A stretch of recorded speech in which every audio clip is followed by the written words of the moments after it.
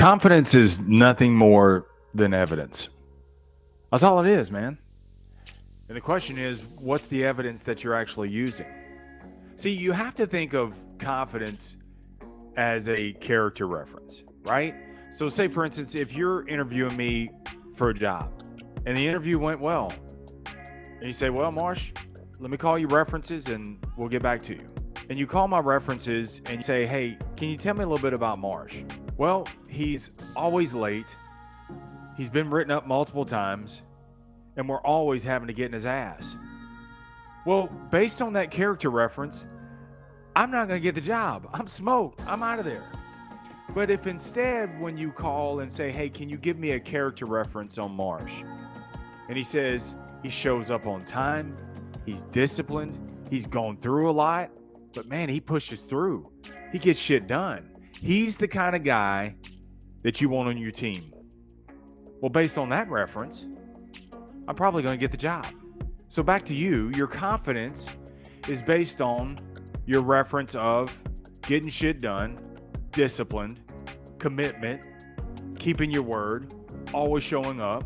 That's the reference that you're giving about yourself. Or if your reference instead is never kept your word, always lying to yourself, you start, you never finish, you bounce out, you're just not mentally tough. See, these are things that you know about yourself. And if that's your reference that you're giving, then obviously no matter what you're walking into, you've got low confidence because that is your reference point that you're using. That's the anchor. The confidence that you earn is based on the references that you create. You got to put these chapters in your life. Yes, you've skidded across the floor. Yes, you've messed up. But what are you building past that? That's the things, man, that you need to be referencing to. Think about it in sales. When you're on a roll and you're doing well, you have high confidence, right? Because what you're doing is you're taking the previous deal and rolling those emotions and that energy into your next deal. And it just starts steamrolling. This is that snowball effect where every time, man, you have such a high expectation that you keep rolling these things in there. You expect the next person to say yes too. And even if they say no, because your confidence is so high, you're able to counter it with boldness, with courage, and offer a different perspective. And the customers change their mind and they buy your confidence. But let me tell you where people go wrong. They forget that confidence must be maintained. I mean, you can have the nicest exotic car there is. If you don't properly maintain it, you're going to be sitting in a nice car on the side of the road with a blown motor. It ain't going to run smoothly. Some shit's going to break. And the same is true for you with your confidence. If you're not maintaining your confidence, then you're going to lose it. And it doesn't have to be as fleeting as you think it is. Confidence didn't just slip out of your hand.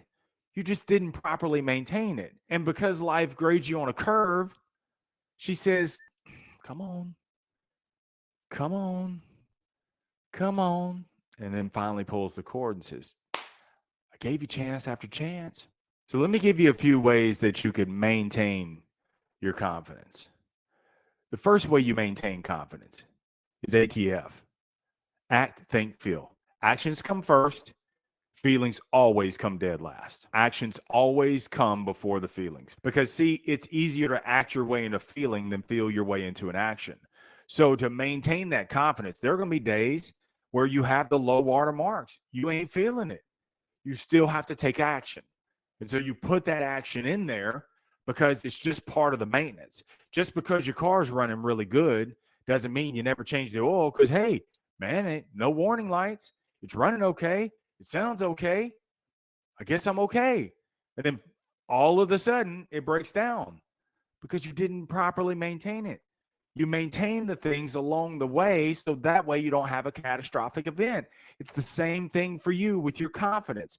So you have to take action. And the feelings got to take a fucking back seat, man. The feelings will just have to catch up whenever because if you're waiting on your feelings to show up, feelings will sell you out. They'll sell you that it's okay to lay up, and they'll also sell you out as soon as you lay up. Don't do it. Don't fall for it. ATF, act, think, feel. The second way to maintain your confidence is you got to bring three different games. You have an A, B, and a C game. Your A game is that's the land of milk and honey. It's easy to convert when you have your A game, when everything is flowing well. I mean, you can just look someone's way and you get the results. You cannot even ask for a job and you get the job. You just walk into a room and someone wants to meet you. Those are the land of milk and honey days. You don't have those days all the time. So when your A game is not there, you still got to be there. You bring your B game. Your B game is where you lean heavily on your processes because things aren't quite working for you, but you lean heavily on that process. So you don't add a bunch of narrative to it or anything like that. You just, I got to get to the checkpoints. Boom, boom, boom. These are the days where you may have to adjust your pace, but don't get off the path. You don't want to abandon your post. You don't want to abandon the goal. It may take you longer today. That's okay. Adjust the pace. Don't deviate from the path. And your C game, your third game that you got to bring every single day is your knuckle up days. These are the days, man, where you're kicking and screaming emotionally, but you push yourself through. You just knuckle up, man. You just drag it through. Your processes aren't working right.